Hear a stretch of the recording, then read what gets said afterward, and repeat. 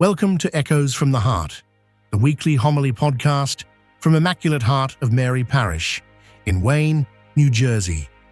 Each episode offers a moment of reflection, a word of hope, and a chance to let the gospel speak to your life. Thank you for praying with us today. There is something about the sea, something that lures us. Sailors have known this since the first vessel pushed off from the shore. Those who live by the sea, long for the sea, sail on the sea, feel its quiet but persistent pull in the depths of their souls. I know that the sea can calm us when we need solace, excite us when we yearn for adventure, and humble us when we contemplate its vastness and unseen depths. With its waves and billows, the sea seems to speak with the powerful voice of creation itself, as if to say, "There are mysteries here far greater than you." When we are out on the water, whether sailing, watching whales, or simply standing at the shoreline, we often sense that we have stepped into a different world. The usual demands of schedules, deadlines, and noise fade. Time slows. Perspective shifts. The sea becomes a liminal space, a threshold where reflection, re-evaluation, and even transformation can take place. Sailors have a name for this experience: the call of the sea. It is that inexplicable pull that draws people back again and again, the desire to explore what is uncharted, both outwardly and inwardly, to encounter something larger than oneself.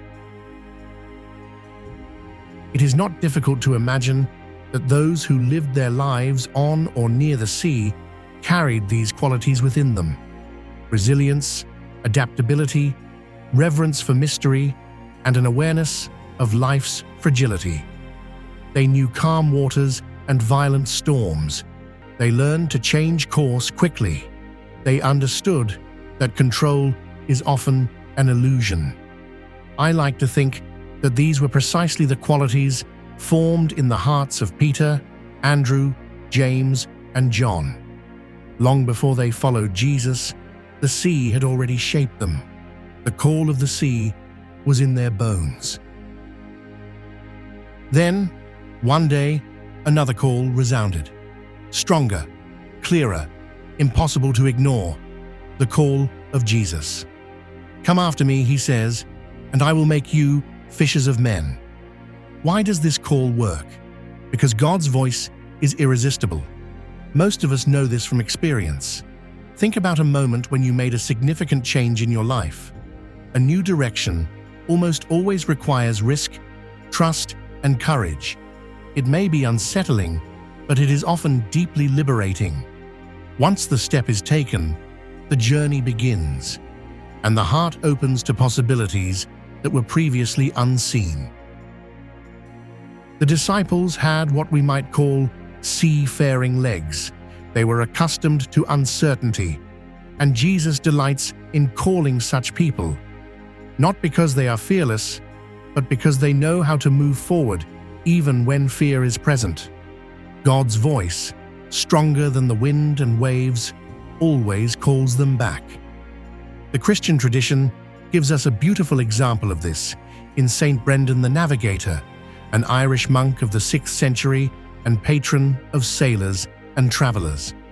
Legend tells of his voyage in search of the island of the Blessed. But what matters most is not the geography, it is the trust. Brendan believed that God guides those who are willing to sail into uncharted waters.